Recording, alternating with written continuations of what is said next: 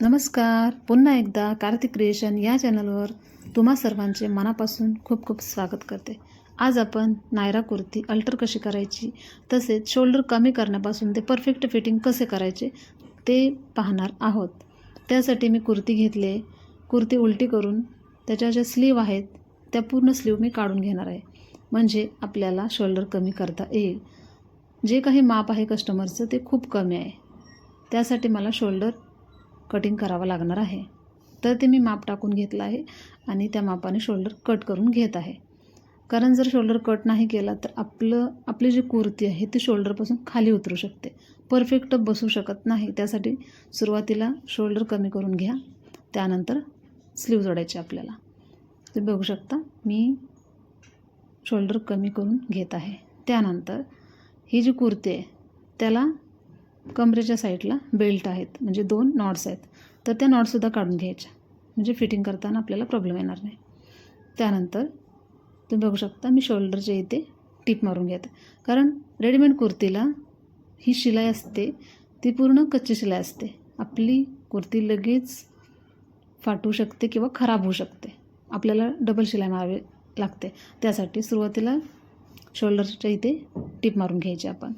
त्यानंतर कुर्तीचे शोल्डर आहे ते सरळ ठेवायचं आणि स्लीव घ्यायची. आपली स्लीवच्या सेंटरला आपल्याला कट्स मारून घ्यायचे आणि शोल्डरच्या मध्यापासून आपल्याला सुरुवात करून जो काही स्लीवचा भाग आहे तो आपल्या कुर्तीला अटॅच करून, म्हणजेच शिलाई मारून घ्यायचा आहे.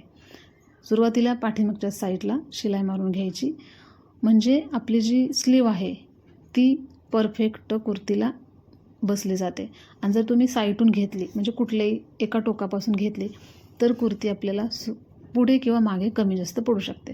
त्यामुळे नेहमी शोल्डरपासून स्लीव जी आहे ती जोडायला आपल्याला पाहिजे, म्हणजे आपली स्लीव कुठेच कमी पडणार नाही. तुम्ही बघू शकता मी मागच्या साईडलासुद्धा स्लीव जोडून घेतलेली आहे. आता तुम्हाला सरळ करून दाखवते. बघू शकता छान अशी आपली स्लीव तयार झालेली आहे. सेम याच पद्धतीने आपल्याला दुसरीसुद्धा स्लीव जोडून घ्यायची. तुम्ही बघू शकता मी त्याच पद्धतीनं दुसरीसुद्धा स्लीव जोडून घेत आहे. माझी स्लीव जोडून झाले. आता मी कुर्ती उलटी करून घेतले. आता माझ्या जे माप आहे ते मी टाकून घेणार आहे. सुरुवातीला आपली लॉंग बाही आहे, तरीसुद्धा आपलं जे बाहीचं टोक आहे तिथून सुरुवात करायची. फिटिंगचं माप टाकायचं, त्यानंतर चेस्टचं माप टाकायचं, त्यानंतर कमरेचं माप टाकायचं. तर आपण 3ही मापं टाकून घेतलेले आहेत. तुम्ही बघू शकता हे जे माप आहे ते खूप कमी आहे, त्यामुळं मला ही कुर्ती अल्टर करताना जास्त कपडा माझा शिलाईमध्ये जाणार आहे. तर बघू शकता तुम्ही मी दोन्ही साईडला मापे टाकून घेतलेली आहेत. त्यानंतर आपण कमरेकडच्या साईडला चुने असतात, बरोबर, ह्या कुर्तीला प्लेट्स असतात, त्या प्लेट्सलासुद्धा आपण शिलाई मारून घ्यायची, नाहीतर ही कुर्ती लगेच उचू शकते.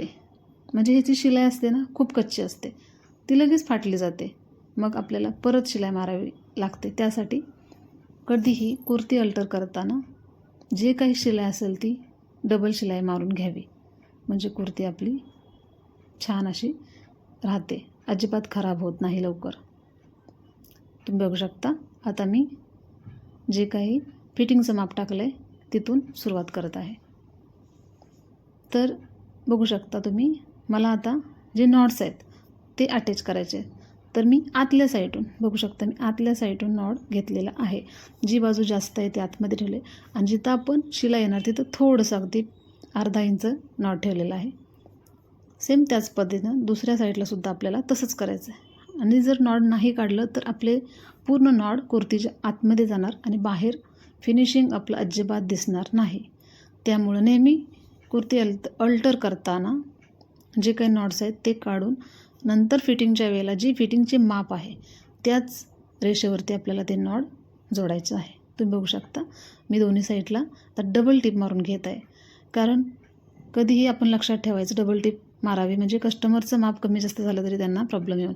माझा व्हिडिओ पूर्ण पाहिल्याबद्दल सर्वांचे मनापासून धन्यवाद.